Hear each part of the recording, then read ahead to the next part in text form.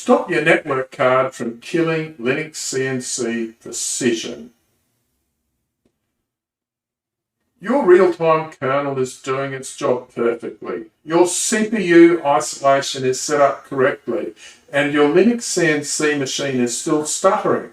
Why? Because your network card, the thing talking to your Mesa board or EtherCAT slaves right now, is actively working against you. Default network card settings introduce micro latencies that are completely invisible until your machine throws an error finishing read mid-cut. Today, we're going to fix that. In the last video, we set up CPU isolation with isol CPUs. We created a do not disturb zone inside the kernel for LinuxCNC servo thread. If you haven't watched that one, the link's in the description. Go and do that first because what we're doing today builds on it. So now we're going one level deeper. Everything we did before was about the CPU. Today is about the network path, specifically how Linux handles packets from your network card all the way to LinuxCNC. The packets your Mesa card sends are tiny, maybe under 100 bytes, and they need to arrive on a precise deterministic schedule. But out of the box, your network card doesn't care about that. It's designed for throughput, not for timing. So it batches packets, it powers down between bursts, it waits for interrupts. None of that is okay for a CNC machine. So today we're going to fix about 7 things, some of which are the one-liners, some need a bit more setup. So let's get into it. Step 1. Bind the network interface card interrupt request, the IRQ, to your isolated core. First up, SMP affinity, symmetric multi-processing affinity. When your network card receives a packet, it fires an interrupt. By default, the kernel can handle that interrupt on any CPU core, including your isolated LinuxCNC core. Now that's a problem because the network card interrupt thread isn't preemptible under preempt RT kernel. So if it lands on your servo thread's core at the wrong moment, you get jitter and latency. So the fix is to bind the network card's IRQ to your isolated core intentionally, and that will give you a high priority just below LinuxC's servo thread, and keeping it within the one core keeps latency to a minimum. So let's start by finding your NIC's IRQ number. We can do that by typing cat /pros/interrupts. Then you can pin it to your isolated core using the SMP affinity file. The value you write is a bit mask. So if you're using core 3 on a 4-core PC, that's 8 in hexadecimal. So therefore, we just need to echo 8 into this file. The pros in IRQ number, which might be 21 or 43, and then to SMP affinity. Then we find the IRQ thread PID, or the identifier, and set its scheduling priority to 90. Now that's high, but it's just below the LinuxCNC servo thread, which typically runs at around 99. And we can do that by typing PS-EF grep IRQ number. So once we find that IRQ number, we can then set the priority to 90 by sudo chrt -f-p90 and then the PID number. So step 2, your network card driver matters more than you think. This one catches a lot of people off guard. The driver your network interface card uses can make or break real-time performance. If you've got a Realtek network card, which is what you find in most budget motherboards, then avoid the default R8169 kernel driver.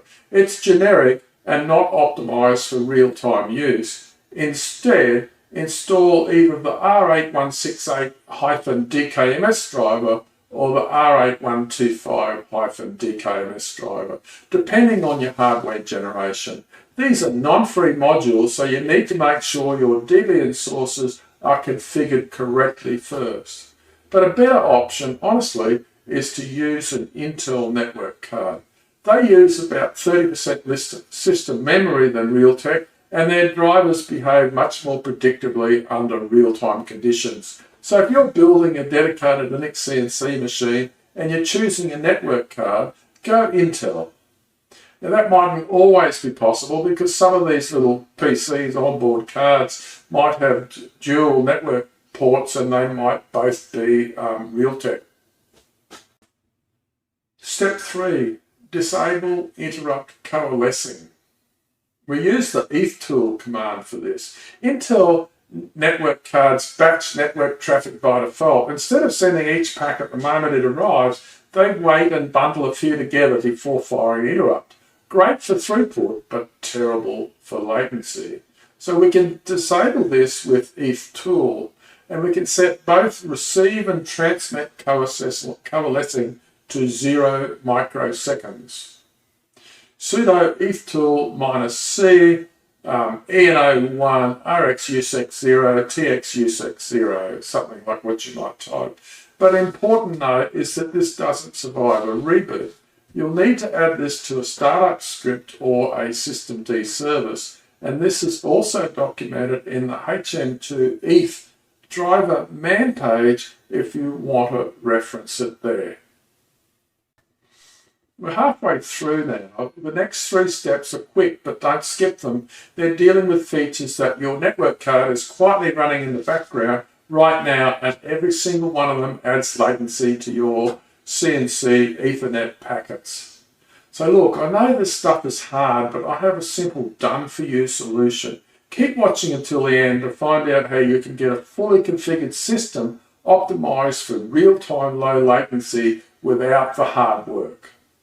So steps 4 and 5, EEE, GRO, LRO, TSO, all off. Energy Efficient Ethernet, or EEE, is exactly what it sounds like. When traffic is light, the network card powers down slightly to save energy. Sounds harmless, but that power state transition introduces latency spikes. Turn it off.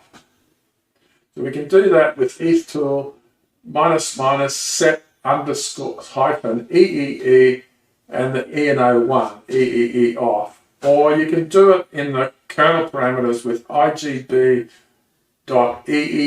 equals 0, but that might depend on different drivers. So you can do that in your parameters to make it permanent. Next, GRO, LRO, TSO. These are offload features designed to improve throughput by merging or segmenting packets. Again, great for networking, but completely wrong for CNC.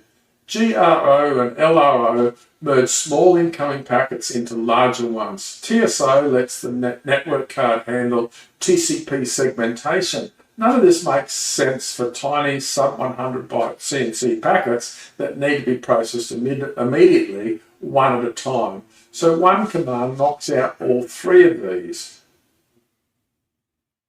Sudo ethtool -k ENO1 GRO off, LRO off, TSO off, and we're done. So step 6, enable busy polling.